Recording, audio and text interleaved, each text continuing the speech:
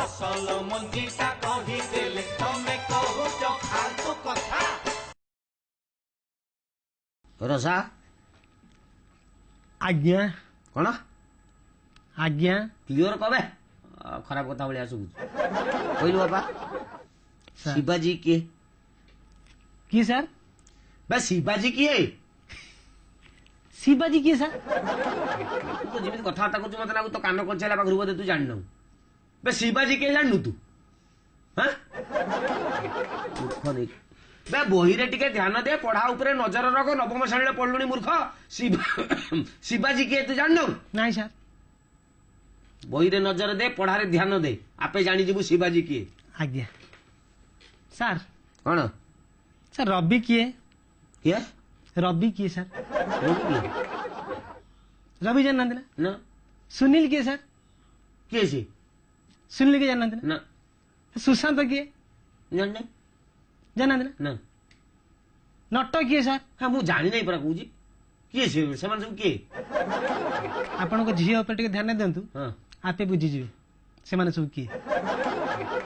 ହେଲା ନା ନାଇଁ आज्ञा କଣ ଫେର କହିଲା ଆଜ୍ଞା ବେ ଗଣିତ ଗୁଡା କଲୁ ନା ନାଇଁ सर ये इजी है ହଁ ଇଜି आज्ञा ଇଜି ନା ବିଜି ନା ଡେଜି କହିଲା ଇଜି ଇଜି ଯଦି ସା ଗଣିତରେ 3 7 ଏମିତି କାଇଁ ରଖୁଛୁ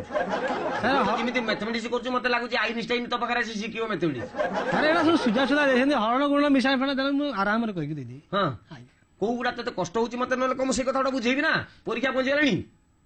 सर ये जो कौन दे दी चंदी एरा आसु नहीं ଆସୁ ନାହିଁ ମାନେ ଡାକୁନୁ ଆସିବ ଏ ଯୋଉ କାମ କୋଉ କେତେ ନମ୍ବର ଟା କହ सर 5 नंबर टा ବେ 5 ନମ୍ବର ପରେ ଯୋଉ କାମ କରିବା ଏତିକି ଲୋକ ଏତିକି ଗୋଟେ କାମକୁ ଏତିକି ଦିନରେ ସାରନ୍ତି आज्ञा ତ ଏତିକି ଲୋକ ସେଇ କାମଟି କେତେ ଦିନରେ ସାରିବେ ଏଗୁଡ଼ା ସାଧା ଆଗେ ତୁ ଗୋଟେ ପ୍ରଥମେ ଦେଖିବୁ ଧର 7 ଜଣ ଲୋକ ଗୋଟେ କାମକୁ 5 ଦିନରେ ସାରନ୍ତି आज्ञा ତାହେଲେ ଗୋଟେ ଲୋକ ସେଇ କାମଟି କେତେ ଦିନରେ ସାରିବ 5 ବିଭକ୍ତ 7 आज्ञा ସେଇ କାମଟି କରିବାନି କି ଏତିକି ଲୋକ କେତେ ଗୁଣନ ସେତିକି କରିଦବୁ आज्ञा ସାଧା ଫର୍ମାଟ आज्ञा ଏଇଗୁଡ଼ା ଗୋଟେ କଣ ତତେ ଗଣିତ ତୁ ତ ଜୀବନ ଯିବ ତୁ ଗଣିତ କରିପାରିବୁ सर ଆଚ୍ଛା ତୁ କହିଲୁ ଗୋଟେ ମାନସ ସାଙ୍ଗ ପଚାରୁଛି आज्ञा ଗୋଟେ ସ୍କୁଲ ଥିଲା आज्ञा सर को स्कूल सेटा यूपी स्कूल ना हाई स्कूल ତତେ ତତେ କଣ ମୁଁ କହିଲି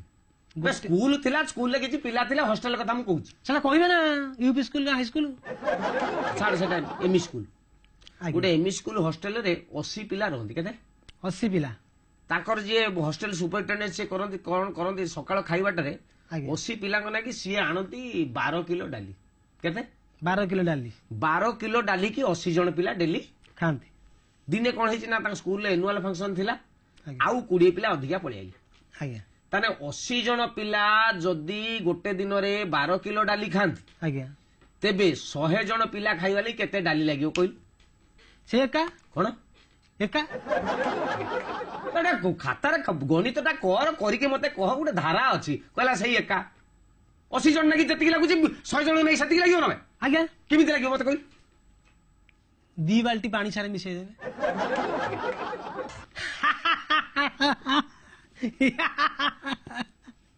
ଦାନ୍ତଟା କାଇଁ ଦେଖୁଛି ଏଠି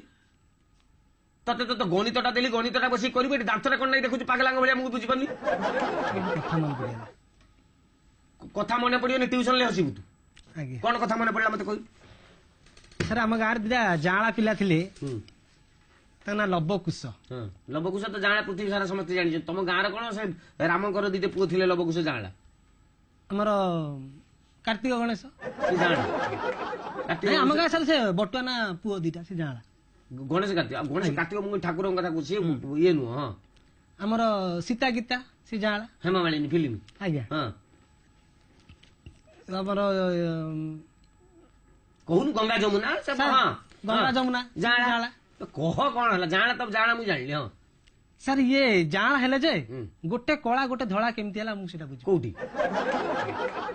से जो दीटा जन्म हेले କୋଉଠି ବେ କୋଉଠି ଜନ୍ମ ହେଲେ କହୁନି ଯେ ଜନ୍ମ ହେଲେ हम गाँव रे सर ଆଉ ସେଇଟା କହିବୁ ନା କାମ ଆମ ଗାଁରେ ସେ ଧ୍ରୁବନା ଝିଅ ହଁ ଧ୍ରୁବନା ଝିଅ ଦିଟା ପିଲା ଜନ୍ମ କଲା ହଁ। ଗୋଟେ କଳା ଗୋଟେ ଧଳା ଏକା ସାଙ୍ଗରେ ଆଜ୍ଞା ଜାଣା ଆଜ୍ଞା ଶୁଣ ଏକା ଭଳିଆ ହେବେ ଶୁଣ ଅଲଗା ହେବେନି କଳା ଧଳା କାହିଁକି ହେବେ ସାର୍ ଆପଣ ଜାଣିନାହାନ୍ତି ଇଣ୍ଟରେଷ୍ଟିଂ କଥାଟା ବେ ଗୋଟେ ଗୋରା ହେଇଛି ଗୋଟେ କଳା ହେଇଛି ଆଜ୍ଞା ବା ସତରେ ହେଇଛି ସାର୍ ବେ ନା ସେମିତି ହବ ନାହିଁ ନା, ଏକା ଆଁ? ଗୋଟେ ସାର୍ ଜନ୍ମ ହେଲା ବେଳେ ପୁରା ଧୁବଲା ଧଳା ପୁରା ଗୋଟେ କାର୍ବନ କପି ପଳେଇ ଆସିଛି ଗୋଟେ କଥା ମନେ ପଡିଗଲା। ତୋର ବହୁତ କଥା ମନେ ପଡୁଛି ତୋର ହଁ ପାଠ ପଢିବାକୁ ମନ ଲାଗୁନି ତ ଗୋଟେ କଥା ମନେ ତ ପଡିଗଲା। ବାହା ହେଇଯାଉନି ତ ବାପା କହି ବାହା ହେଇଯା ତୋର ପାଠର ଇଚ୍ଛା ନାହିଁ ବେ ତତେ ଗଣିତ ଦେଲାକୁ ପାଗଲାଙ୍କ ଭଳିଆ ଇଆ କଥା ତା କାହାର ଜାଣା ଛୁଆ ହେଲା ସେ କଥା ଭାବିକି ଆସିବୁ ତତେ ଏଟା କହିନେ ସେଟା କହୁଛୁ ଡାଲି କଥା କହିଲାକୁ ତୋ ମନ ଇଚ୍ଛା ଗଣିତ କରୁଛୁ ତୋ ଦେଇ ଗଣିତ ହଉନାହିଁ ତୋ ନାଇକି ତୋ ଦେଇ ଇଂରାଜୀ ହଉନାହିଁ ତୋ ଦେଇ ବିଜ୍ଞାନ ହଉନାହିଁ ମାନେ 3 4 2 1 ଏମିତି ରଖିଛୁ ତୁ ତ ବଢାରେ ବୈଜ୍ଞାନିକ ହଉ ବୋଧେ 7 ରଖିଛୁ ଟୋଟାଲି ଗୋଟେ ବୈଜ୍ଞାନିକ କଥା ମନେ ପଡିଲା ସାର୍। ଆଉ କଣ ପଚାରିବୁ ପଚାର ସାରେ ହଁ ଜାଁଳା ଛୁଆ କାହିଁକି ହୁଏ କହିଲେ? ଜାଁଳା ଛୁଆ କାହିଁକି ହୁଏ? ଗୋଟେ ଛୁଆ ଯୋଉ ନାଗି ହୁଏ ଜାଁଳା ଛୁଆ ସେଇ ନାଗି ହୁଏ କାହିଁକି ହୁଏ ଗୋଟେ ବେକାରିଆ କଥାବାର୍ତ୍ତା କରିନି ମତେ ଯୋଉ ପାଠ କଥା କହୁଛି ପାଠ ତମେ ଗୋଟେ ଆଜିକାଲିଆ ପିଲା ତମର ପାଠ ସାଠରେ ମନୋବୃତ୍ତି ନାହିଁ ବସିକି ଅର୍କୁଟରେ ବସିବ ଫେସବୁକ୍ ବସିବ ଯାଇକି ମୋବାଇଲ ଧରିକି ମୋବାଇଲର ବାଲାନ୍ସ ଚେକ୍ କରିବ କାହା ପାଖକୁ SMS ପଠେଇବ ତମେ ପାଠ କାହିଁକି ପଢୁଛ ବେ ଶିକ୍ଷା ଦଦାତି ବିନୟ ଶିକ୍ଷା ମଣିଷକୁ ବିନୟ କରେ ବିନୟ ଭାବ ପଶିବା କଥା ଦରକାର ଗୋଟେ ଉପର ମୁଁ ଆଇଗଲେ ପାଠ ସାଠରେ କିଛି ମନ ନାହିଁ ଘୁଁ ଘୁଁ ହଉଛି କାହାର ତରିକି ସାର୍ ଦେ ମୋବାଇଲ ଦେନି ଟ୍ୟୁସନରେ କଲ୍ ଆସିବ ମିସ୍ କଲ୍ ଆସିବ ତମର ଦଉଛି। ହ୍ୟାଲୋ କଣ ରସା ଡାର୍ଲିଂ କିଏ ଡାର୍ଲିଂ କହୁଛି ରସା ଡାର୍ଲିଂ ସାର୍ ସେ ମୋ ଗାର୍ଲଫ୍ରେଣ୍ଡ। ତମ ନାଗୁଡରୁ ନାଳ ଛାଡିଲାଣି ନା ତମ ଡାର୍ଲିଂ ତମକୁ ଫୋନ କରୁଛନ୍ତି ତ ନାଁ କଣ ଲ ଝିଅ କଣ ନିନି ଲ ବାପା ଇଏ କଣ ହବ ତୋର କଣ ତୁ ତୁ କୋଉ କ୍ଲାସରେ ପଢୁଛୁ ସପ୍ତମ ବାହା ହବୁ ତାକୁ ହଁ ହଁ ମୁଁ ତା ବାପୁ କହୁଛି ପ୍ରସ୍ତାବଟା ପକେଇକି ବାହାଘର କରିଦବ ତୁ ସାଲା ନବମରେ ପଢୁଛୁ ତାକୁ କହୁଛୁ ବାହା ହବୁ ବୋଲି ସେ ସପ୍ତମରେ ପଢୁଛି ମିଛରେ କହିବ ମୁଁ ତା ମାଷ୍ଟରଟା କହୁଛି ମତେ ମିଛ କହିବ ମୁଁ ତାଙ୍କୁ ବାହା ହେବି ସିଏ ମୋ ସ୍ୱାମୀ ନା ସାର୍ ସେ ମିଛରେ କହିଛି। ତମେ ଗୁଡା ହବନି ରେ ମୁଁ ଏତେ କଥା କହିନି। ତମେ ଗୁଡା ହବ ନାହିଁ ମୁଁ ସାର୍ ତାକୁ ଏତେ କଥା କହିନି। ପାଠ ସାଠ ନାହିଁ ସବୁ ଇଆଡୁ ସିଆଡୁ ପ୍ରଶ୍ନ ଅଛି କଣ କୁକୁର